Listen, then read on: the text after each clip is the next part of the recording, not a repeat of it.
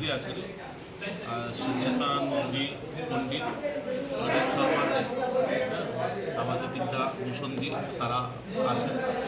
আমাদের মূলত তারা তিনজন হচ্ছেন গায়ত্রী পরিবারের, শান্তিকুঞ্জ থেকে এসছেন, হরিদ্বার থেকে।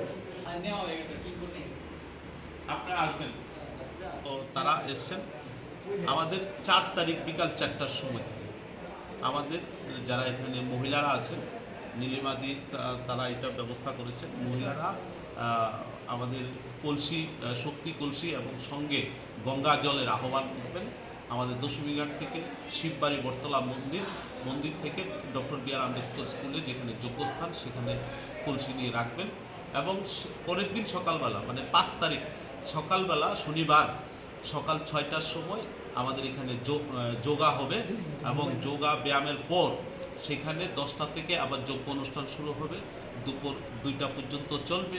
এবং তারপর সন্ধ্যা 5টা থেকে ভজন কীর্তন এবং দীপযজ্ঞ হবে সেখানে।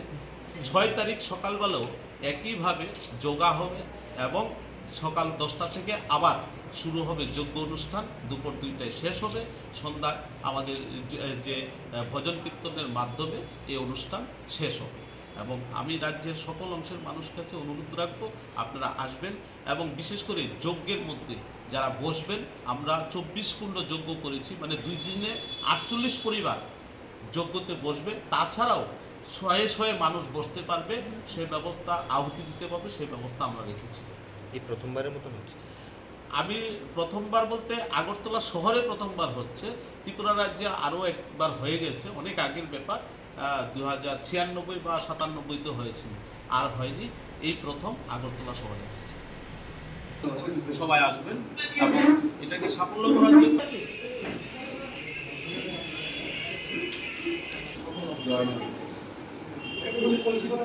বিকাল 4টার সময় আপনাদের পরিবারের যারা, উনি হচ্ছেন গায়ত্রী পরিবারের পণ্ডিত, উনি প্রথম বলবেন, তারপর আমি একটু আপনাদের একটা অনুষ্ঠান করতে চলছি গায়ত্রী পরিবারের পক্ষ থেকে।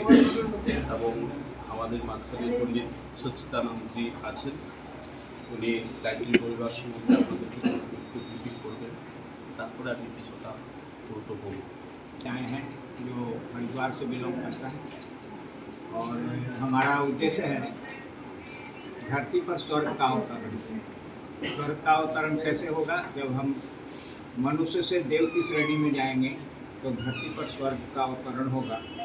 उसके लिए हम अपने विचारों को पवित्र करते हैं और हमारे गुरु पंडित श्री राम शर्मा आचार्य इसके प्रवर्तक हैं। और हरिद्वार में हमारा शांति कुंज में इसका हेडक्वार्टर है, वहाँ से हम लोग संचालित होते हैं। और पूरे विश्व के 80 देशों में मेरा वो संगठन चलता है और भारत के प्रत्येक राज्य के प्रत्येक जिलों में हमारी कुछ शाखाएं हैं, कुछ अधूरी रह गई हैं, जिनको पूरा करने के उद्देश्य से हम लोग यहाँ तक आए हैं। और हमारा विचार क्रांति मुख्य उद्देश्य है कि मनुष्य में जब तक विचारों की क्रांति नहीं आएगी, अपने विचार परिवर्तन नहीं होंगे, तब तक हमारा वो कोई भी क्रियाकलाप सही ढंग से नहीं हो पाएगा। इसलिए हम विचारों की शुद्धता पर विशेष ध्यान देते हैं और उसी को लेकर हम यहाँ पर एक 24 कुंडीय यज्ञ का आयोजन किए हैं, जिनमें हमारे अध्यक्ष महोदय का विशेष योगदान है। और भी यहाँ के जो हमारे भाई बंधु हैं वो प्राणपण से लगे हुए हैं उसकी सफलता के लिए। उसमें आपको कर्मकांड के द्वारा जीवन विद्या सिखाई जाएगी। जीवन विद्या का मतलब, गायत्री का अर्थ ही होता है, गय का अर्थ होता है प्राण और त्री का अर्थ होता है त्राण। जो हमारे प्राणों को सुरक्षित कर दे, हमारे वो जीवन को सुरक्षित कर दे, उस विद्या का नाम गायत्री है। वो देवी है या नहीं है, या हैं तो किस रूप में है, जो हमको देती हैं वो देवी के रूप में हम स्वीकार करते हैं। भारतीय संस्कृति में जो देने वाले हैं, देवता उसी को मानते हैं जो हमको देते हैं। हम समाज में अभिलेवता के रूप में ऊपर उपस्थित हैं, लेने वाले के रूप में हम सामने आ गए हैं। उसको बदलकर, उसकी धारणाओं को बदलकर हम देने वाले बने, ऐसा उद्देश्य मेरा है। इसी को लेकर गायत्री परिवार यहाँ तक आपके त्रिपुरा राज्य के अगरतला में प्रवेश कर पाई है। देखिए आगे आपका हाथ, आपका विश्वास और आपका प्रचार, आपके हाथ मजबूत होंगे। हम सबका वो उद्देश्य जो हम लेकर आए हैं उसमें आप लोगों की सहभागिता बहुत बड़ी है। प्रेस वाले हैं, छोटी बात को बड़ी बात और बड़ी बात को छोटी बात बना के कह सकते हैं, लेकिन हमारा जो उद्देश्य है उसको हम सनातन धर्म के प्रचार के लिए हैं, इसलिए सनातन धर्म के प्रचार में आप सबका बहुमूल्य सहयोग मिलेगा, ऐसी आशा के साथ हम प्रेस क्लब में उपस्थित हैं। अच्छा, ये कब होगा और कहाँ होगा?